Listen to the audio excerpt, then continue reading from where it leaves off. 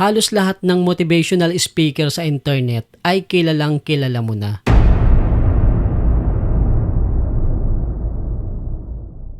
Tanging lakas lang ng loob ang puhunan ko.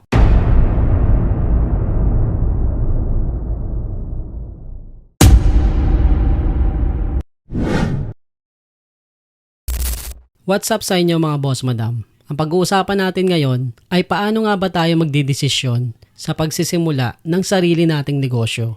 Pero bago ang lahat, kung ngayon lang tayo nagkita, ako nga pala si Boss A at ako ay isang aspiring entrepreneur dito sa Cabuyao, Laguna. So mga boss madam, paano nga ba tayo magdedesisyon sa pagsisimula ng isang negosyo? Ikaw ba yung tipo ng tao na halos araw-araw ng buhay mo ay nagre-research ka patungkol sa pagsisimula ng sariling negosyo? Halos lahat ng motivational speaker sa internet ay kilalang kilala mo na. And yet, up until now, ay hindi ka pa rin nakapagsisimula ng sarili mong negosyo. Mga boss madam, natanong nyo na ba sa sarili nyo na baka naman kaya hindi kayo makapagsimula ay hindi talaga para sa inyo ang pagnenegosyo? Story time muna tayo mga boss madam. Way back 2014 ay nagsimula ako ng una kong negosyo. At nung mga panahon na yon ay wala pang masyadong nagtotalk sa internet about sa pagdinegosyo. O sabihin na natin, yung mga napapanood natin ngayon na mga motivational speaker ay wala pa nung mga panahon na yon. Ang tanging alam ko lang ay nagdesisyon ako na magsimula ng sarili kong negosyo kahit na wala akong kaalam-alam dito. Yes mga boss madam, wala akong idea sa pagninegosyo nung mga panahon na yon. Tanging lakas lang ng loob